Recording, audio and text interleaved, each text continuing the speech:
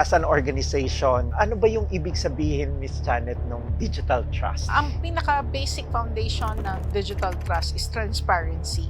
What information you gather, are you sharing it with others or Okay. not? Huwag tayo maging greedy sa information.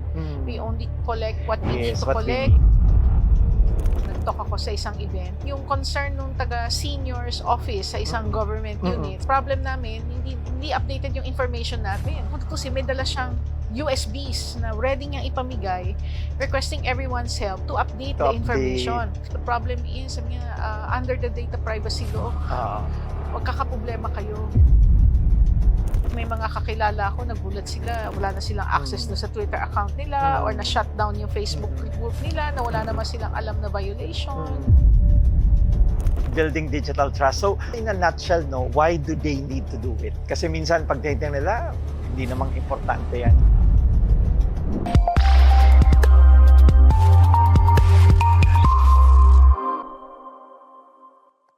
Hi everyone, this is Jerry Ilaw, co-founder of Ulearn and Tarky, and welcome sa ating Ulearn Insights, where we distill business strategies and tech into bite-sized learning. I'm here again with Miss Janet Toral, e-commerce advocate. Hi, Miss Janet. Thank you, Jerry. At nag-enjoy ako sa series natin and all the side stories behind it. Yeah, sobrang salamat. So, pinag-usapan natin yung kwento ni Miss Janet, and also pinag-usapan din natin how to build AI-ready organizations in the previous video. So if you haven't watched it, panoorin nyo muna yon. Now we'll talk about building digital trust. So very important ngayon, now that we're all digital, that as an organization, we build that digital trust. Now, ano ba yung ibig sabihin, Miss Janet, ng digital trust? I think ang pinaka-basic foundation ng digital trust is transparency. No? Kung ikaw ay service provider, it's all about being transparent about your process, what information you gather, how you process those information, are you sharing it with others or Okay. not? Hanggang saan mo lang siya ginagamit, how long do you keep it, and when do you dispose it? No? Of course, pag pinasok din natin yan sa company, no? Syempre, nagpo-process tayo ng customer information, Yes. nagpo-process tayo ng employee information. Yes. Pag sinabi natin digital trust, all the steps that we also undertake to protect that information para hindi siya basta-basta mananakaw ng iba, mami-misuse ng iba, merong accountability, merong responsibility, merong audit, no? Merong compliance check, no? Merong process kapag halimbawang na-compromise yung system o na-compromise yung data, may proper reporting, proper notification, hindi yung hina-hide natin yung mga pangyayari. Wala namang perfect no? At saka minsan pagdating sa technology world, kahit na minsan gaano ka-prepared, maybe someone out there will outsmart you, especially kung hindi maiiwasan, naging complacent ka or akala mo what you had is enough at that time, no? Pwede tayong magkaroon ng challenges. So dito, pumapasok yung lahat ng ginagawa natin para maging above board tayo sa ating broader na stakeholder. So, pagdating din sa digital trust, nakikita ko, hindi lang to as far as technology and policies are concerned. Yung culture din ng company, no? Like halimbawa, kung listed corporation siya, yan, may mga mandates yan, no, na ilan dapat ang mga independent directors. Yung mga independent directors natin, sila yung parang nagpo-protect ng stakeholders at large, no, watching after for everyone na talagang itong mga information na pinoprocess, technologies na ginagamit, yung audits, talagang na-check sila. So papasok din yung governance na elements. Kaya wag sana natin, kaya yung digital trust parang part lang siya ng bigger word na trust, no? Yung trust in the organization. Serving yung ating mga shareholders, serving yung ating mga stakeholders. At saka syempre yung commitment natin to the public in general, no? As a business operating in this environment. Yeah. So, very important yung trust, no? Na-mention mo nga yung process, etc. And I think what the Data Privacy Act also details, no? Yung mga na-mention mo na kailangan Yes. ginagawa ng businesses. Oo. So, kaya nga, di ba, ang National Privacy Commission, nagpaparegister siya ng mga Yes. companies para parang dinidisclose mo kung ano yung sistema na meron ka, kung Yes. paano mo hinahandle yung information, na Yes. meron kang privacy officer na maaring makontak, at talaga may commitment ka na kung makompromise ang iyong Yeah. data, magno-notify ka at Yes. ino-notify mo rin yung mga affected parties, lalo na kung yung personal information nila ay compromise. Of course, kasama rin dun yung wag tayo maging greedy sa information. We only collect what we need Yes, to what we collect. need. We only process what we need to process. Mm-mm. At kapag hindi na natin kailangan yung data na yon, kailangan talaga i-get rid of na natin siya. I-expunge na natin siya sa ating system. Kasi whatever you collect, you protect. Yes, yes. Kaya nga meron akong unforgettable na experience dyan. Naalala ko, nag-talk ako sa isang event na para may speaker ako na in charge sa pagkikipag-communicate sa mga seniors. Tapos yung mga officers na nandun sa meeting, mga head siya ng mga iba't ibang seniors group sa isang syudad. And then, parang yung concern nung taga-seniors office sa isang government unit, sinasabi niya, ang problem namin, hindi updated yung information namin. Kasi syempre seniors Yes, hindi namin yes. alam kung lumipat na ba sila, Yes. baka mamaya na ospital na pala sila, or maybe they have passed away already, hindi namin alam. So, they need the help of everybody.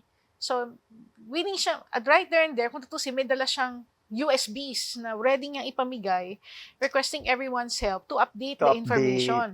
Inopen pa niya yung USB na ang laman, yung members, anong address, Nandun anong lahat ng birthday, I was looking at it, sabi ko, oh no, sabi niya, what am I looking at? So talagang nagtaas ako ng kamay, no? Sabi ko, sir, I understand that your intention is very noble, but the problem is, sabi niya, under the data privacy law, magkakaproblema kayo. Yeah. Kasi number one, you, Yeah. as the person working from government, meron kayo dapat pinanghahawakan na papel na you are allowed to bring out more than 100 records of information. No? Tapos, number two, itong mga i-orient nyo, kailangan na-brief sila at kailangan nila mag-sign. Number three, kailangan yung makuha lang nilang, yung record lang na dapat sa kanila lang. So, sa madalit sabi, hindi na tuloy yung pag-distribute nila. Kasi sabi ko, kaya kailangan ko kasi the moment I allowed this, para naging party na ako dun sa nangyaring yun. No? Yeah.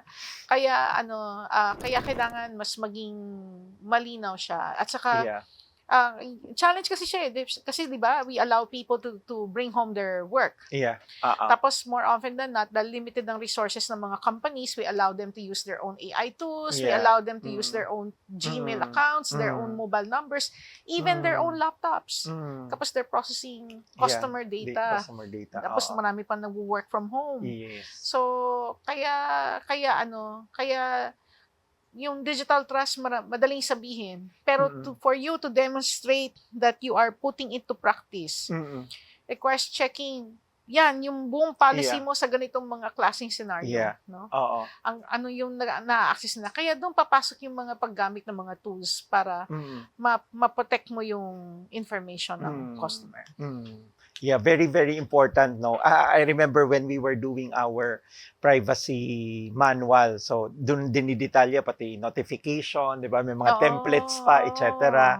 For SMEs na medyo na-overwhelmed dito, no? Sa discussion ng privacy, etc. May mga minimum steps ba na you can share with them na parang pwede nilang gawin in order to take a step forward in complying with data privacy and also building digital kaya trust? Kailangan kung mag-hire sila ng mga tao, kapag yung taong yon mag-handle ng Facebook page nila na kung saan doon sila nagpo-process ng orders.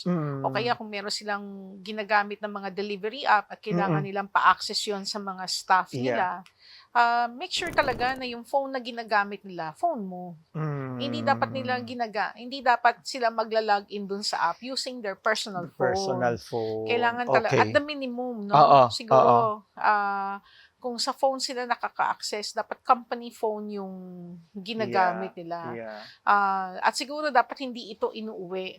Okay. Kasi Okay. syempre 'pag nawala siya o Oo. na-compromise siya, ma-connect siya sa Wi-Fi ng Mm. iba, Mm. ma-compromise yung data, then problematic na, Mm. 'no? 'Di ba Mm. merong nga isang LGU para nawala yung access dun sa Facebook page ng Oo. isang office nila kasi may Oo. employee na na-hack yung account, 'no? Mm. Ganun din pagdating sa mga Facebook pages natin, mag-decide tayo kung bibigyan ba talaga natin ng admin access Yeah. yung personal account or Yeah. gagawa tayo ng corporate accounts na yun ang may Yes. admin access, na tayo Yes. yung may control dun sa mga corporate accounts na yun. Para we also minimize. Kasi hindi naman pwede sabihin natin nagpabaya siya, kasalanan niya yan. Paano mo masasabing kasalanan niya yan? Tinake advantage mo nga na gamitin mo yung personal resources Yeah. niya, which should not have been in the first place. Yeah. Kasi policies are not enough. Kailangan Mm. pakita mo na nag-implement ka ng mga hardware at saka software na controls na para protektahan mo yung information mo. And they don't need to be expensive, no? Mm. So, kung Mm. halimbawa sa mobile phones yung ina-access, provided mo, gumamit ka talaga ng official company na phone. Kung kailangan na accounts to administer, mag-create ng accounts para hindi nila ginagamit yung personal Yeah. accounts nila na Yeah. nakakonect dun sa phone para i-access yung mga systems. Tapos kung merong nag-resign or what, kailangan pinapalitan yung password nun. May regular frequency ng pagpapalit ng password para kahit papaano, maiwasan natin yung kasabihan na familiarity breeds contempt. No? Yes. Yes. So may mga simpleng Yes. measure na that can be put into practice to protect ourselves, no, for that purpose. Yeah, ganda yung na-mention mo, no, yung sa company phone, FB pages. So, si FB meron siyang FB for business, di ba, na dun mo, kumbaga, i-connect yung FB pages. Tapos, pwede ka magbigay doon ng different rules, etc. Pero kailangan talaga maging maingat lang talaga. Kasi, di ba, minsan, pag talaga naging target ka rin ng attacks, like may mga kakilala ako, nagulat sila, wala na silang access doon sa Twitter account nila, or na-shutdown yung Facebook group nila, na wala naman silang alam na violation. Kaya kailangan maging maingat ka pa sa pag-conduct ng iyong business. And then you really have to decide if you really want to be public or private, para rather than free for all, open to all, huwag tayong masyadong ma-obsess sa vanity metrics. We focus more on quality over quantity. Yeah. Yan, magandang discussion, no, sa building digital trust. So, in a nutshell, no, why do they need to do it? Kasi minsan, pag tinitingnan nila, hindi namang importante yan. Gaano ka-importante yung building digital trust? Siguro para talagang pakita natin sa ating clients na nagmamature tayo as an organization. Kasi minsan may mga potential clients tayo na baka kaya ayaw nila makipag-deal ng business with us. Para same premise, wala ka pang resibo I cannot do business with you. Yung product mo, wala pang FDA, I cannot do business with you. Wala ka pang data privacy guidelines, I cannot partner with you and do business. So, ang daming opportunities na minsan hindi lalapit sa iyo, hindi mo makukuha in the first place kasi hindi mo man lang ma-meet yung minimum na requirement. So I think tingnan nyo kung sino ba yung mga companies na gusto nyo makanegosyo at ano yung minimum requirements nila. Kaya natin ginagawa yon kasi the higher we want to go up, the more we have to give up in terms of yung mga processes na comfortable tayo, na hindi tayo pinaghihigpitan. Parang yung Lazada at saka Shopee, di ba? There was a time naging open sila to everyone, di ba? Kahit na hindi ka registered business, you can sell. Actually, si Lazada nung mag-start siya, talagang registered lang Kaya lang when Shopee came into play, they opened to everyone, same with TikTok. So nag-open din si Lazada. Pero talagang nagigpit na si BIR. So all of them have to let go of the individual sellers. So if you really want to serve the market and profit from the market, then you really have to decide if you want to be above board. So parang same principle lang siya. Parang lahat ng yan, part yan ng digital trust building elements para mas maprotektahan natin yung market that we wish to serve. Yeah. Especially ngayon na with AI and cybersecurity issues, no, very, very important na we protect yung data ng customers natin. Yeah. Ayun. So, daming discussions natin about digital trust, and in the next video, we'll talk about the AI in live selling. So, paano ba in-implement yung AI naman into live selling. So, maraming salamat again for watching. This is Jerry Ilaw, co-founder of Learn and Tarki, saying, if learning is not your priority, don't expect change. See you in the next video.